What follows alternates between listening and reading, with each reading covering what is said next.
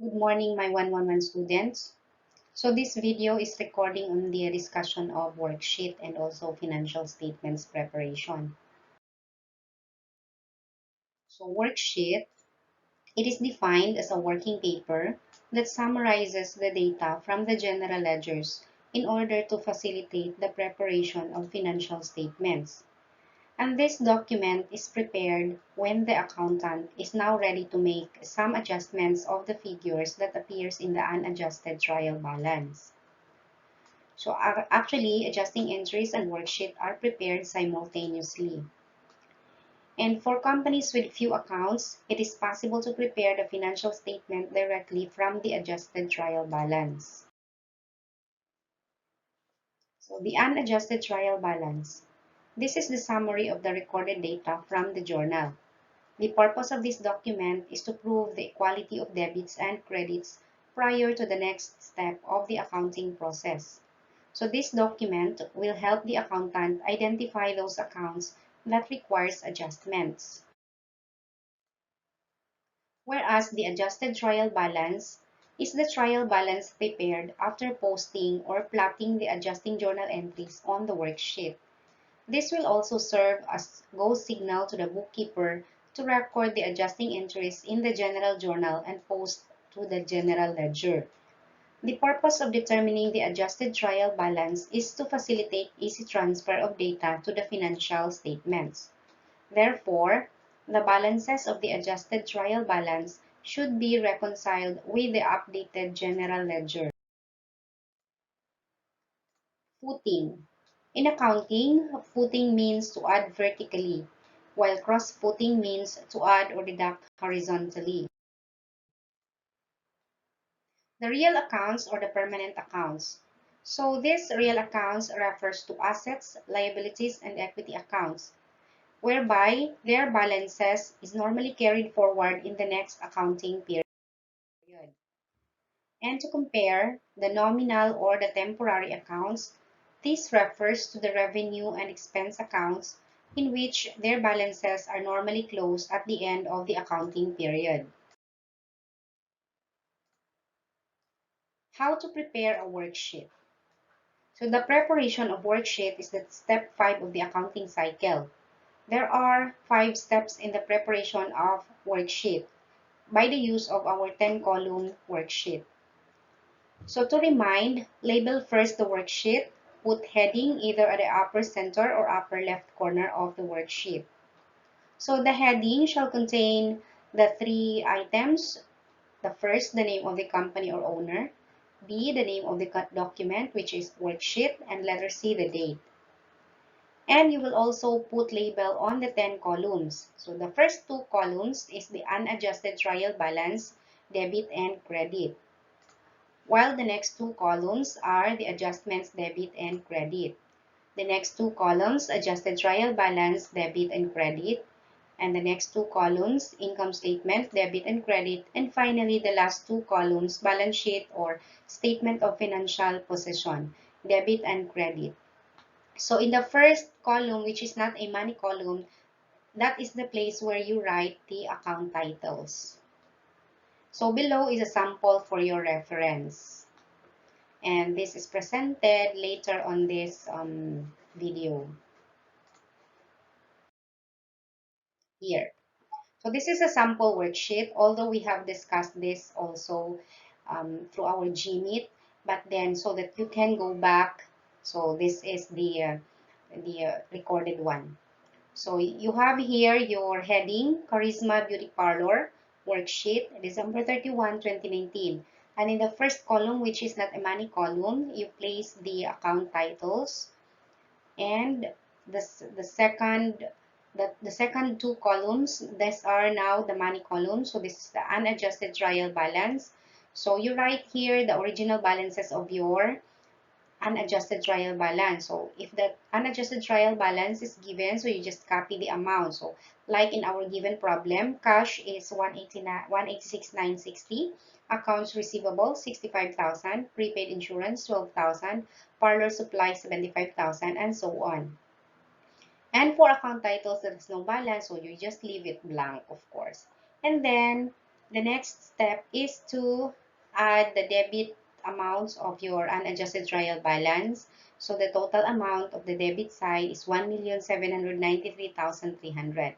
Next, adding of your unadjusted trial balance credit side, accumulated depreciation 50,000, accounts payable 13,000, unearned revenue 50,000, the loans payable 250,000, C capital 250,000, and you have your service revenues 1,180,300 for a total of 1,793,300. So the debit is equal to credit. Next is your adjustments. So after preparation of the adjusting entries shall be posted here in the debit and credit column of the adjustments column of the worksheet. So as discussed earlier, our adjustments are, first is we have insurance expense 4,000 and credit prepaid insurance of 4,000. So that is why we place on the debit side 4,000 for insurance expense and on the credit side prepaid insurance 4,000. And please observe also the partner pairing of the letters, or it can be the date. Letter B, adjusting entry is debit the parlor supplies expense 66,650 and credit parlor supplies 66,650. So that's why we place here on the debit side parlor supplies expense and credit side parlor supplies 66,650. Our third adjusting entries was recording of the depreciation. So that's why here in the depreciation expense account title, we have a debit adjustment of 25,000, and on the credit side, we have the accumulated depreciation, letter C, 25,000.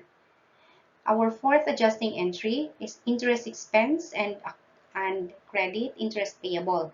So we debit here in the interest expense column, adjustments column, 8,000, and on the credit side, the one that has no original balance, which is interest payable, so we have placed in the credit side 8,000. And the last but not the least is debiting the salaries expense 10,000, and credit we have your salaries payable of 10,000. So on the debit adjustment column of salaries expense posted is 10,000, and on the credit side salaries payable 10,000.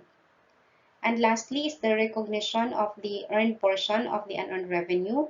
So on the debit side, we have letter E, that is unearned revenue 10,000, and another letter E on the credit side is crediting service income of 10,000. After posting properly the adjustments, total the debit adjustments and the total also the credit adjustments. So for the debit side, add 10,000 plus 10,000 plus 8,000 of interest expense plus insurance expense 4,000 plus depreciation expense of 25,000 plus parlor supplies expense of 66,650 for a total of 123,650. And on the credit side, we add 4,000 of prepaid insurance, parlor supplies of 66,650, accumulated depreciation 25,000, service income 10,000, interest payable 10,000, salaries payable 10,000 for a total of 123,650. Again in here, debit is equals credit. And for the adjusted trial balance, we just get the final balance after the adjustments. So for cash, copy the amount because there is no adjustment. Accounts receivable, 65,000, also copy. Prepaid insurance is now at 8,000 because 12,000 debit less credit adjustment. So we have 4,000 credit adjustment. So the balance now is 8,000 on the debit side because debit is higher than credit. Parlor supplies of 75,000 less credit adjustment of 66,650. So the balance is 8,350 debit side. Equipment is copy, no adjustment. Accumulated depreciation, credit side 50,000 plus credit adjustment 25,000 is equal to credit balance of 75,000. Accounts payable 13,000 copy, no adjustment. Unearned revenue 50,000 less debit adjustment of 10,000, so the balance is a credit balance of 40,000. Loans payable, no adjustment, so copy to 50,000, also with C capital to 50,000, and so as with your drawing 50,000. For service income, credit balance original is 1,180,300 plus credit adjustment of 10,000 is equal to 1,190,300 credit balance. For salaries expense, 550,000 original balance plus 10,000 debit adjustment is equal to 560,000 debit balance. For rent expense, copy as is 72,000, no adjustment. Transportation expense of 22,000 also. And then interest expense 110,000 plus 8,000 debit adjustment is equal to 118,000 debit balance. Other expense 70,340, you just copy, no adjustment. Insurance expense, so no original balance but debit adjustment, so the now balance is 4,000. Parlor supplies expense, no original balance, so the adjustment is 66,650 is the new balance, so debit. Depreciation expense also 25,000, no original balance, so that is now its balance. For interest payable, no original balance, so the adjustment of credit side is the new balance, so placed on the credit side of the adjusted trial balance. Salaries payable also, which is 10,000. And the next step is, of course, to add the debit amounts and the credit side amounts. So to add 186,960 plus 65,000 plus 8,000 plus 8,350 and so on, our total debit side of the adjusted trial balance is 1,836,300. For the credit side, we add 75,000 plus 13,000 plus 40,000 unearned revenue plus 250,000 loans payable plus 250,000 capital plus 1,190,300 service income plus interest payable of 8,000 plus salaries payable of 10,000. So our balance is 1,836,300. So please observe that the debit and the credit is equal. The next step is the extension. So permanent or real accounts are extended on the balance sheet, whereas the nominal or temporary accounts are extended on the income statement. So that means assets, liabilities, drawing and capital shall be extended on the balance sheet, while the income and expenses are extended on the income statement. So cash is extended in the balance sheet, accounts receivable also, prepaid insurance, parlor supplies, because these are assets, so extend in the balance sheet. Equipment also is a non-current asset, so in the balance sheet. Accumulated depreciation is a contra asset account, so extend also in the balance sheet, credit side. Accounts payable as well, and on revenue, loans payable, C capital, and also C drawing, but C drawing is on the debit side. Next is the interest payable is liability, so extend in the balance sheet here at the bottom, and also with your salaries payable. So 10,000 is extended on the balance sheet, credit side column. Next is to extend the income and expense accounts in the income statement, debit and credit. So service income is extended on the credit side of the income statement, while the salaries expense, all expenses, salaries, rent, transportation, interest, other expenses, insurance, parlor supplies expense, and depreciation expense are extended in the income statement debit side. After the extensions, we have to add the income statement debit amounts, and also another is adding the credit amounts in the income statement. So in here, we only have one credit. So 1,190,300, therefore nothing to add, so bring down. That is the total. Next is for the debit side, we add 560,000, 72,000, 22,000, 118,000, 70,340, 4,000, 66,650, 25,000 is equal to 937,990. So observe that that is not equal. So this is because this is not a break-even point of result of operation. So that means the credit side is higher, so income is higher than expenses. So that means there is profit. So the difference between your credit and debit represents the profit. So since credit is higher than the debit side, so income is higher, therefore there is net profit. So the net profit is the amount resulting from deducting your 1,190,300 less 937,990 is equal to 252,310. And then to make this equal now, so bring down the 1,190,300 and then add 937,990 is equal to 252,310 is equal to 1,190,300. The net profit shall be extended to the credit side of the balance sheet because it represents addition to capital. So that's why we extend it here on the credit side of the balance sheet after the total debits and total credits. So for the balance sheet, to complete the worksheet, we add the debits 186,960 plus 65,000 plus 8,000 plus 8,350 plus 580,000 plus 50,000 is equal to 898,310. For the credit side, we add 75,000 plus 13,000 plus 40,000 plus 250,000 plus 250,000 plus 8,000 plus 10,000. So we get 646,000. And when we add the 252,310, that is also the amount of difference between your debit balance sheet and the credit side of the balance sheet. So that is the same amount because that is the profit actually extended in the credit side of the balance sheet because this is an addition to capital. So 646,000 plus 252,310 is now 890,310. And so with your debit. So double rule because it's now equal. So the worksheet now is complete. After preparing the worksheet is the preparation of the financial statements. So we have here the heading for our income statement. Charisma Beauty Parlor income statement for the period ended December 31, 2019. So our service income is 1,190,300. And then less the expenses, we have salaries expense 560,000, rent expense 72,000, transportation expense 22,000, other expenses 70,340, insurance expense 4,000, parlor supplies expense 66,650, depreciation expense 25,000. So total expenses amounted to 819,990.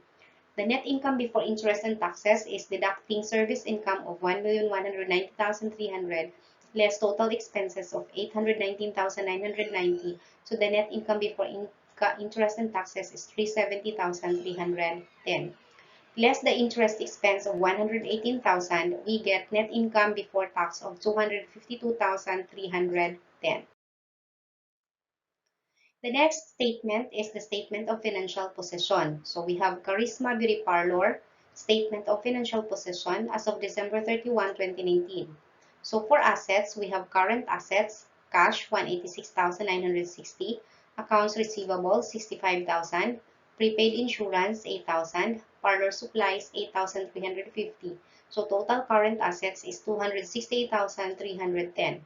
For non-current assets, we have equipment 580,000 less accumulated depreciation of 75,000. So net book value of our equipment is 505,000.